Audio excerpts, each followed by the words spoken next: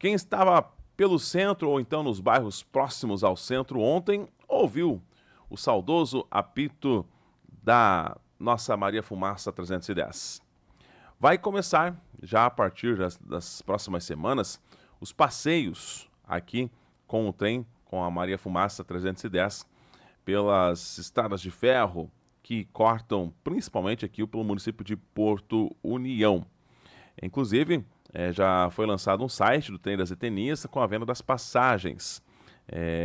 Vamos ter já nas próximas semanas, essa é uma divulgação um pouco mais complexa por parte, então, dos responsáveis.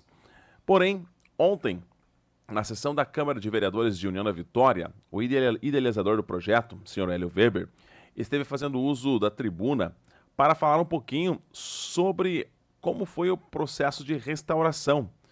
Já há 7 anos, uma equipe trabalha intensamente para restaurar não só a 310, mas também a estrada de ferro.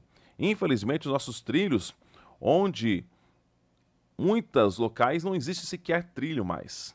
Os trilhos foram arrancados, foram furtados, houve aí um abandono total das nossas ferrovias aqui por onde passavam, tão saudosamente até o final dos anos 90. Então esse abandono foi total, não houve esse cuidado na preservação. Para que a 310 pudesse voltar aos trilhos, foi feito todo um trabalho, tem uma equipe hoje ali que faz a manutenção diária praticamente para que a estrada aonde a máquina, onde a 310 passará, esteja em perfeitas condições. Isso que o nosso terreno não ajuda, porque infelizmente temos muitas quedas de barreiras com frequência. Mesmo assim, essa equipe está trabalhando duro, e não é de hoje, há muito tempo. Assim como foi a restauração da 310, que estava no céu aberto, estava toda enferrujada, não tinha condição nenhuma de rodagem. Então, você vai acompanhar aqui no Jornal da Manhã como foi todo esse processo de restauração até para que hoje ela estivesse intacta. E a população vai poder prestigiar no dia 27, agora no aniversário de União da Vitória, por volta das 14 horas, teremos aí a chegada triunfal da 310 no Espaço Estação União. Vamos ouvir e também assistir, quem está na internet, o senhor Hélio Weber, idealizador do projeto Trem das Etenias, explicando um pouquinho como foi todo esse trabalho de restauro, tanto da Estrada de Ferro, quanto também da Maria Fumaça 310. Pessoas que trabalharam com a gente, a maioria conhece, infelizmente já não estão com a gente. Quando nós entregamos o primeiro projeto ao seu Xavier Paes, que era um idealizador e um sonhador. Nossa equipe toda teve que se deslocar, começando com a nossa equipe de trabalho, fazer um treinamento na própria empresa Rumo, na cidade de Rio Negro. Começamos a adquirir produtos, como um container, preparação do local para nossos equipamentos, aquisição, fabricação, montagem de um auto de linha, que é o equipamento de trabalho de todos os dias, aquisição de uma máquina, uma retroescavadeira que anda sobre trilhos, para fazer a limpeza e o trabalho na ferrovia, ela está aqui sobre os trilhos, equipamentos de segurança, equipamento de trabalho para a limpeza da ferrovia. Também aqui na estação, mais adiante, e aí começam a aparecer os problemas que ninguém sabia, ninguém via, e estava escondidinho lá no meio do mato. A nossa ferrovia andava assim. Muitos investimentos, muito trabalho, aquilo que nós pensávamos que sairia um valor, multiplicou-se. A gente tem muita necessidade de pedra, contratação de máquinas.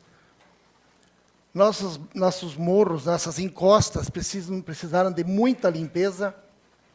Nosso tipo de solo todo ele é muito poroso, com muita areia, muito arenito. Então, se você não manter as valetas sobre a área de queda, há sempre um deslizamento, como aconteceu em 83 e agora recentemente também. Então, há sempre muitos deslizamentos. A sujeira, os deslizamentos, aqui está uma prova do deslizamento, porque nós temos a nossa área, nosso solo absorve muita água. Olha onde é que estava a ferrovia. Olha como é que fica, como é que era quando nós começamos a trabalhar nela, para deixar ela assim.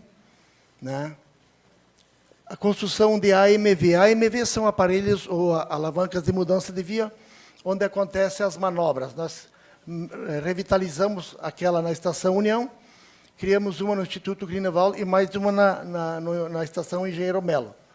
E aí começa o susto da máquina. Toda essa máquina, a gente tentou levamos ela para Rio Negrinho,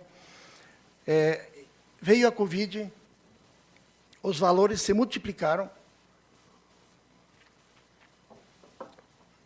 Nós tínhamos um contrato, a empresa rompeu o contrato em virtude de que o aço multiplicou por 3, e aí o valor seria absurdamente alto e nós não teríamos condições de bancar.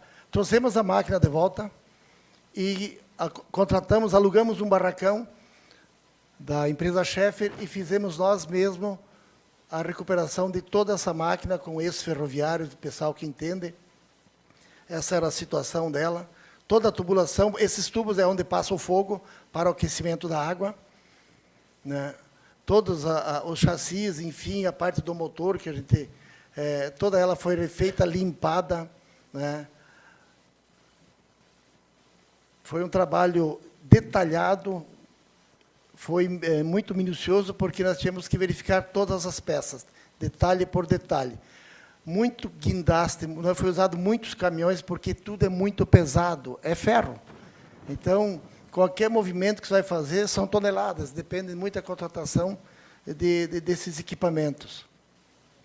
São peças, né, que eram do tender, que é a parte do depósito de água, né, que é essa peça ali, que é o tender, que é conhecido como tender, onde é o depósito de água, né.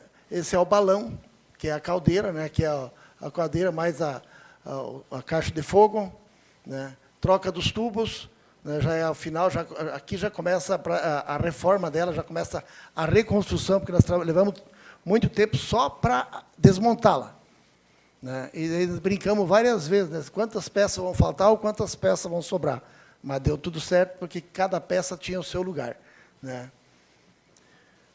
Essa parte dos mancais, né, que é a parte que ainda é bem antigo, hoje é tudo com rolamento, naquela época eram mancais ainda. A nossa locomotiva, a 310, ela é do ano de 1913, né, é uma locomotiva americana, né, as mandíbulas, né, que são os engates, as rodas tiveram que ser usinadas, e existe um detalhamento correto, com tudo por escala, tudo teve que ser feito novamente, né. Aí começa a reconstrução. A pintura com a proteção né, a proteção já dos fundos, né, de proteção, né. Aqui está a parte do motor, os pistões, né, as camisas, todas elas foram usinadas novamente. Camisa é onde está aquele redondo ali, daí vai o pistão. Os pistões são totalmente novos também. E aí começa a reconstrução dela, a colocação novamente do balão em seu devido lugar, né. Esse é tudo lá na mecânica Schaeffer, né? Aí começa essa caixa de fumaça, que é a parte da frente dela, né, que começa toda a montagem e detalhes, e não pode ser até a colocação, novamente, do seu número de origem, né. Esse aqui é um sistema que foi exigido também, né, que é um filtro, porque como ela é a lenha, então sai muito, pode sair muita fagulha, e existe um risco. E por esse filtro, por essa tela, por essa rede, só passam fagulhas pequenas, né, que se dissipam em poucos metros no ar. Aí ela veio já para a nossa área, lá para o Instituto Greenwald, que é o nosso espaço onde a gente consegue trabalhar, porque nós temos um espaço, uma área fechada, já com a sua cor, né. O sistema de freio, esse é um dos, a gente brincou que era um torpedo, né, mas esse é um dos reservatórios de ar que tivemos que comprar, adaptar, porque ela não tinha freio nenhum, ela trabalhava só na contramarcha, era um sistema das locomotivas e que funcionava, claro que o risco era muito grande, né. Hoje não, hoje o sistema dela de freio é extremamente seguro, porque foi feito como se fosse um caminhão, né. O mesmo sistema do caminhão hoje é usado nessa locomotiva, né. Tá ali as manípulas para o freio, né. Olha, todo o sistema tivemos que contratar uma empresa especializada. Podemos dizer que essa aqui foi a primeira locomotiva com esse sistema de freio, né? Porque se nós tivéssemos que fazer a originalidade dela, nós não teríamos, não sei qual seria o custo, que teria que mandar fazer isso nos Estados Unidos. Com certeza, um dia ela tinha freio, mas esse freio simplesmente sumiu. E aqui, esse é um videozinho, mas eu acho que devido ao tempo nós vamos pular o vídeo. Aí começa a reconstrução dos vagões, o primeiro vagão, a parte de pintura, né, o fundo, né, aí já ele com a própria pintura, o segundo vagão chegando, né, saindo, aliás, do local onde ele estava, chegando lá no local. Veja quanto de guindaste. Não tem que trabalhar com 2, porque um só não consegue. Isso é caro a hora. Tínhamos que trocar essas peças, a parte dessas peças aqui, agora me fugiu o nome, né, por causa da ferrugem, né, e também equipamento de segurança. Essas são exigências. Nós estamos hoje, por exemplo, com a Rumo fazendo a fiscalização. Tivemos 2 equipes, amanhã teremos mais uma. Eles devem até estar aqui, mas daí tem outro compromisso, né? São bonés, são como se fossem capacetes. Aqui é uma homenagem para o Dia do Ferroviário, que já aconteceu lá, né? Nós temos um trabalho muito grande que acontece lá com os colégios. Quase ninguém sabe disso. Mas, por exemplo, a gente recebeu já o Inocêncio de Oliveira, lá de Porto Vitória, de Matos Costa, de Porto União.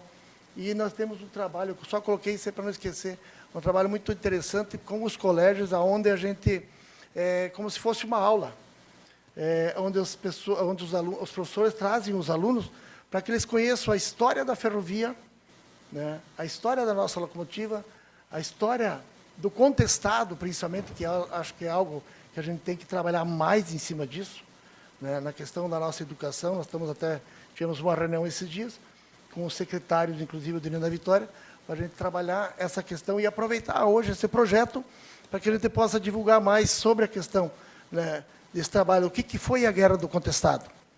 Por que ela aconteceu? Por que houve essa divisão? Qual o motivo? O que originou isso? A maioria sabe que existiu a Guerra do Contestado, mas não sabe a sua essência.